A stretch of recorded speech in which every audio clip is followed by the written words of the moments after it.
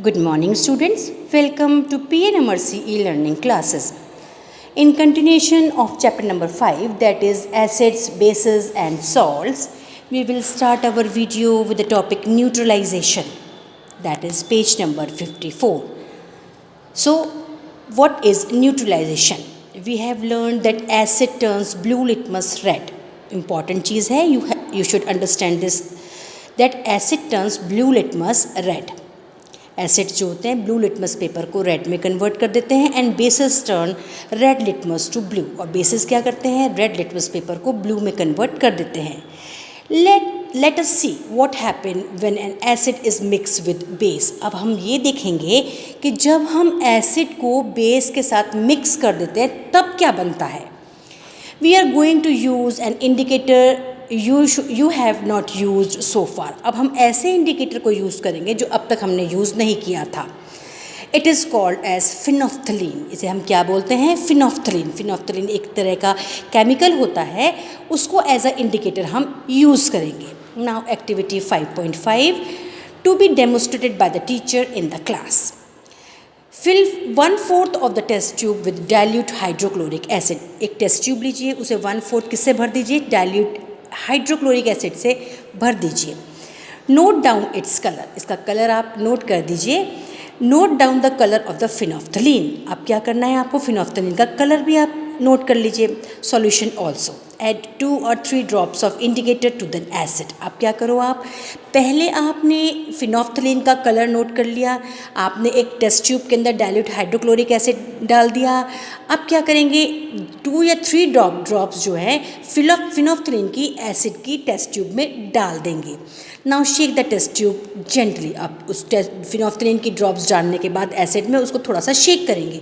Do you observe any change in colour of the acid. आप क्या ये देखेंगे कि एसिड के कलर में कुछ चेंज आया.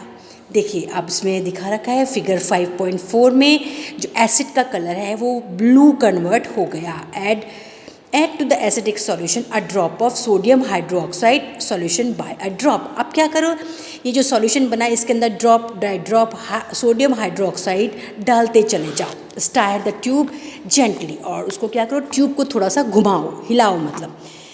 Is there any change in the colour of the solution. अब क्या करो, अब जो ब्लू कलर था एसिड का, अब उसमें कोई चेंज आया. Continue adding the sodium hydroxide solution drop by drop while steering till the pink colour just appears. और तब तक उसके अंदर हाइड्रोक्लोरिक एसिड के अंदर सोडियम हाइड्रोक्साइड क्या है, बेस है.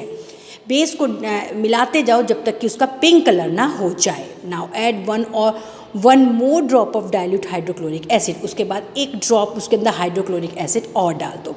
What do you observe, the solution again become colourless. Solution जो है फिर से वापस कलरलेस हो जाएगा. Again add 1 drop of sodium hydroxide solution. फिर उसके अंदर दोबारा से एक ड्रॉप सोडियम हाइड्रोक्साइड सॉल्यूशन की डालो. Is there any change in the colour, the solution again become pink in colour. फिर से सॉल्यूशन पिंक कलर का हो जाएगा. It is evident that when solution is basic. इसका मतलब ये हुआ कि जब सॉल्यूशन बेसिक होता है phenolphthalein give pink colour, phenolphthalein का पिंक कलर आता है. On the other hand when the solution is acidic it remains colourless. और जब सॉल्यूशन एसिडिक होता है तब जो है उसका जो कलर होता है वो कलरलेस होता है. Students, when an acidic solution is mixed with a base solution, important है कि जब एसिडिक सॉल्यूशन को हम बेस सॉल्यूशन के साथ में मिक्स करते हैं, both the solution neutralise the effect of each other. दोनों के दोनों सॉल्यूशन एसिड और बेस एक दूसरे के इफेक्ट को न्यूट्रलाइज कर देते हैं, ज़ीरो कर देते हैं.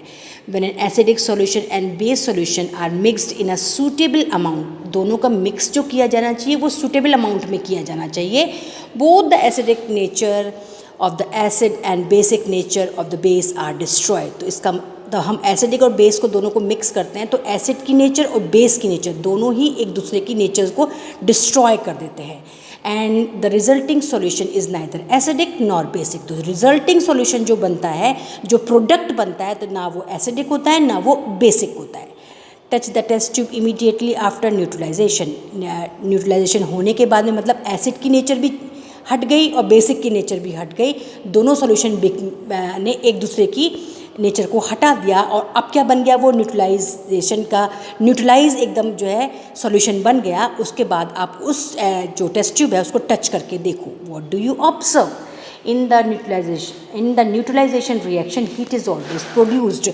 इस रिएक्शन को होने में, न्यूट्रलाइजेशन रिएक्शन को होने में हमेशा हीट का प्रोडक्शन होता है और evolve the evolve heat raise the temperature of the reaction mixture. और जो इवॉल्व हीट जो इवॉल्व होती है उसकी वजह से जो सॉल्यूशन बनता है, न्यूट्रल सॉल्यूशन वो बनता है, उसका टेम्परेचर इंक्रीज हो जाता है।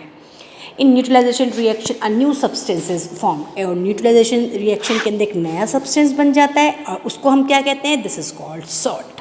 इसका मतलब है प्रॉपर अमाउंट में अगर एसिड और बेस को मिलाया जाए तो क्या बनता है? सॉल्ट।